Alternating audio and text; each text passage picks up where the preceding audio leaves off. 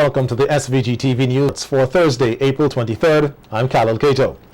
Epidemiologist Dr. Rosamond Adams is concerned with that the growing number of non-communicable diseases in the country will put a strain on the resources of the health sector.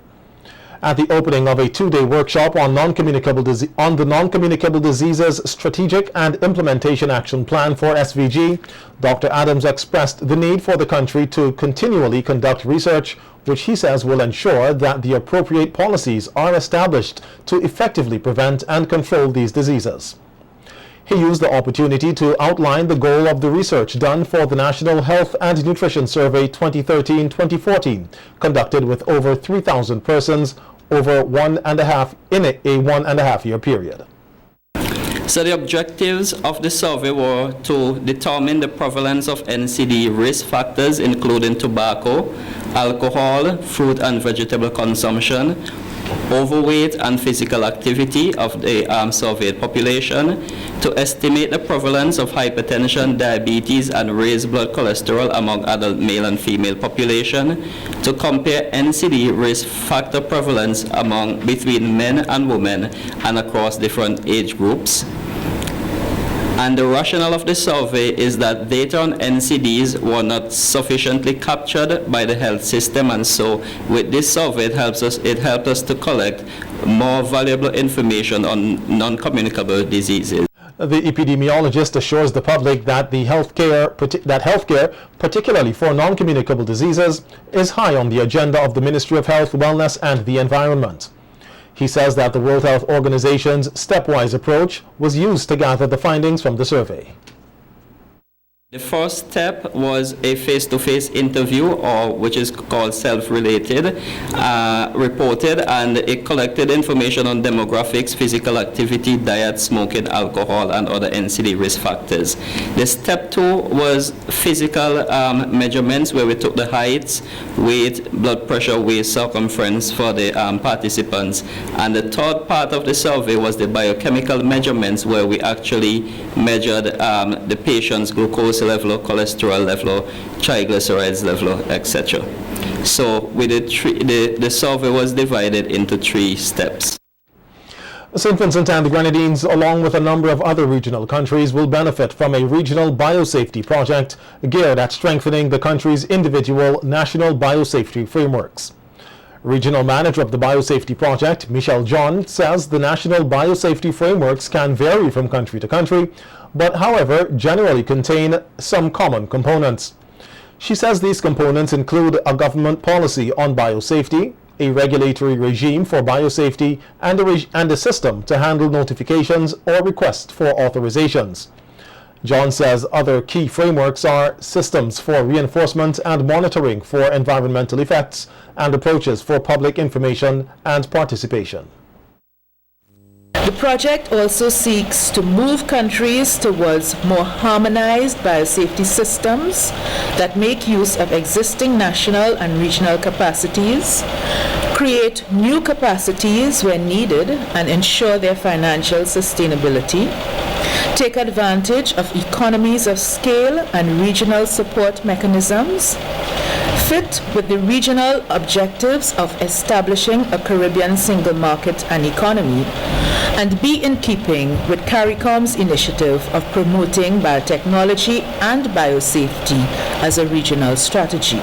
The Regional Biosafety Project Manager adds that at the national level, the project outputs are expected in 5 key areas. Namely, legislation, an administrative system for national biosafety, capacity building, an information management system, and public education and outreach. The achievement of these outputs is supported by the Regional Project Office located on the St. Augustine campus of the University of the West Indies. Prime Minister Dr. Ralph Gonsalves says despite some criticism, there is evidence of a marked improvement in SVG's economy in comparison to the other countries in the region. Dr. Gonsalves noted that for 2014, there has been an increase in the output of bananas and other agricultural produce. Prediction of the imminent collapse. But yet, when you go around, people telling you that they see and it's before everybody's eyes, the quality and standard of living of people in St. Vincent and Grenadines have improved markedly, and markedly so compared to people in other territories. The level of poverty has dropped. The facts are that we have more people who have been employed in the intercensal period 2001 to 2012 than was employed in the intercensal period 1991 to 2001. And were it not for the 2008-2009 period for the decline, the numbers would have been high, and those are corresponding. That census data is supported by what happens at the NIS. PM Gonzalez further stated that the government has been offering the private sector a slew of incentives to propel investments in the economy. The incentives which we have given for people in relation to the development of places for rental for students and so forth, people are taking advantage of those incentives. So the tax incentives in relation to materials. Look, you never used to get duty-free concessions on materials for manufacturing enterprises. You got duty-free concessions on the machinery. You didn't even get duty-free concession on the spare parts. I give you on the spare parts, I give you on all the materials, and people have taken advantage of that. People with the small hotels, local people, and they're expanding, and we see they're taking advantage of the incentives there because the airport has been built, or the airport is being built, coming to the conclusion, and we're seeing other investments which are coming in. Bookament came because the airport was. Meanwhile, Prime Minister Gonzalez says since the drop in oil prices, many persons have been critical of the Petro-Carib agreement, not just here in SVG, but in other Caribbean countries. He says the issue was raised at the recent summit in Jamaica with U.S. President Barack Obama, and that the president's statement on the agreement should be enough to put the critics to rest. He says, frankly speaking, it's a good deal for you guys. And if I were in your position, I would have taken it. He said, in fact, it would be a disservice to your people if you don't take it. You hear that? That's a direct quote, you know. It would be a disservice to your people. The foreign minister in Vincent and Grenadines was there with me. I mean, we watch one another, our eyes open. Men look across to open their eyes because he is in several of our respective countries. Certainly in this one, you have the opposition leader say you go and sign Petro-Carib. And you know, all the background noise to that would be, what would America say? But when the man who heads the great USFA is telling you, listen, Ralph, come on. It's a good deal. You got to take it. And if you didn't take it, it would be a disservice to the people. That's what he was telling each of us who are involved in the Petro-Carib.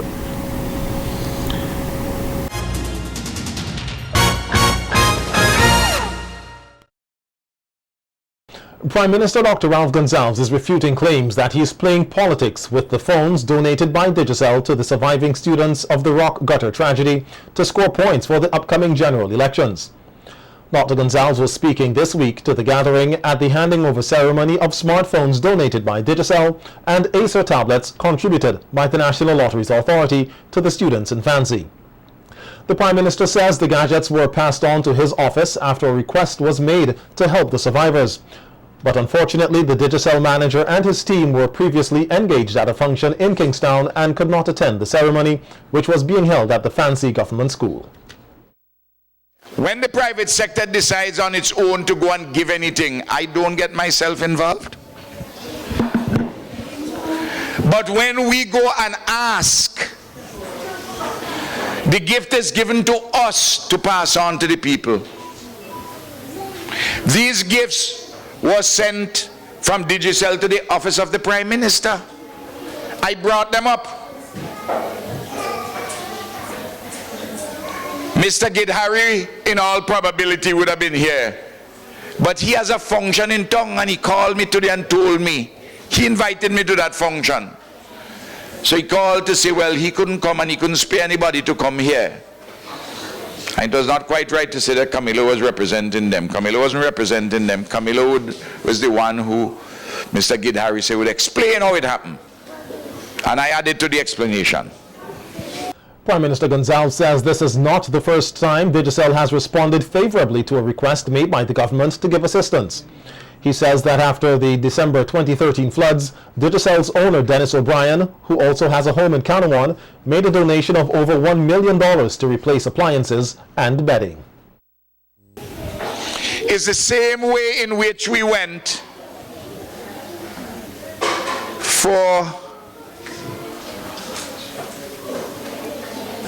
to Digicel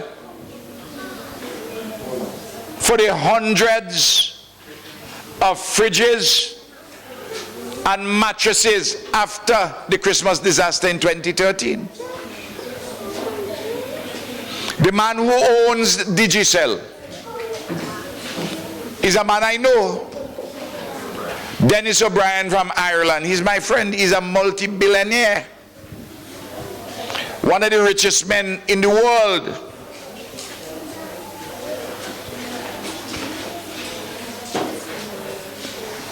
I am a poor boy from Connery, but I have a friendship with him.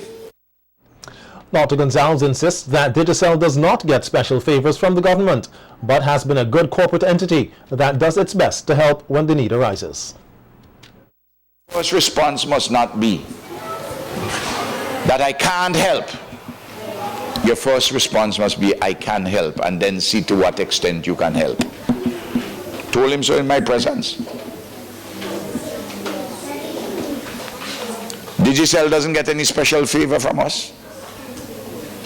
Can't. They're in a competition with other telecommunication providers. But they are shown repeatedly that they are good corporate citizens. So when a fellow says, I am taking private gifts from company and make it in politics, if he wants to get gifts from companies, call them and ask them. The opposition New Democratic Party issued a media release on the contribution to the students, condemning what it terms as the government's attempt to politicize the generosity of Digicel in its contribution. The NDP says while it endorses the efforts by Digicel to assist the people of Fancy, it condemns the attempts by the government to bring the company into any partisan political fray by holding a program dominated by government speakers. On Monday, the University of the West Indies Open Campus held its first in a series of lectures discussing international issues. Delivering the first address under the theme Understanding Vladimir Putin and the New Russia was historian and former administrative assistant at the UWI campus, Paul Lewis. Lewis described the topic as an important one, noting that as Vincentians we are indirectly and sometimes directly affected by the decisions and actions of governments and persons in foreign countries. Lewis says that SVG can benefit from being knowledgeable about countries like Russia in areas such as trade, tourism, and education. He said that most importantly, being informed about international issues makes us as a people unbiased and more open to advancements, particularly in the field of medicine.